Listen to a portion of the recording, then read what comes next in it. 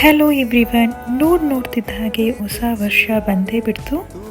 ಹೊಸ ವರ್ಷ ಅಂತ ಹೇಳುವಾಗ ನಮ್ಮಲ್ಲಿ ಬಹುತೇಕ ಜನರು ನ್ಯೂ ಇಯರ್ ರೆಸಲ್ಯೂಷನ್ ಅಂತ ಮಾಡ್ಕೋತೀವಿ. ಅಂದರೆ ನಮ್ಮಲ್ಲಿ ನಾವೇ ಒಂದು ದೃಢ ಸಂಕಲ್ಪನ ಮಾಡ್ಕೊಳ್ತೀವಿ.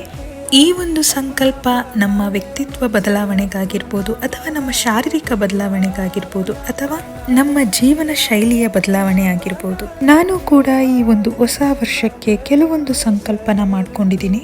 ಹಾಗೆ ಚಳಿಗಾಲ ಆದ್ರಿಂದ ನಾನಿವತ್ತು ವೆಜ್ ಮ್ಯಾಂಚೋ ಸೂಪ್ ಮಾಡೋಣ ಅಂತ ಹೇಳಿ ಈ ಒಂದು ರೆಸಿಪಿಗೆ ರೆಡಿ ಮಾಡ್ಕೊಳ್ತಾ ಇದ್ದೀನಿ. ಈ ಒಂದು ರೆಸಿಪಿ ತುಂಬಾ ಟೇಸ್ಟಿಯಾಗಿರುತ್ತೆ. ಕ್ರಿಸ್ಮಸ್ ಅಂತ ಹೇಳುವಾಗ ಸಾಂತಾ ಕ್ಲಾಸ್ ಜೊತೆ ನಮಗೆ ಇನ್ನೊಂದು ನೆನಪಾಗೋದು ಏನಂದರೆ ಅದು ಕೇಕ್.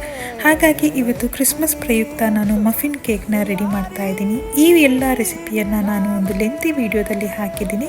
ಇಂಟ್ರೆಸ್ಟ್ ಇರೋರು ಒಂದ್ಸತಿ ವಿಡಿಯೋನ ಚೆಕ್ ಮಾಡಿ ಅಂತ ಹೇಳ್ತಾ ಇವತ್ತಿನ ವ್ಲಾಗ್ನ ಇಲ್ಲಿಗೆ ಎಂಡ್ ಮಾಡ್ತಾ ಇದ್ದೀನಿ. Thank you, bye bye.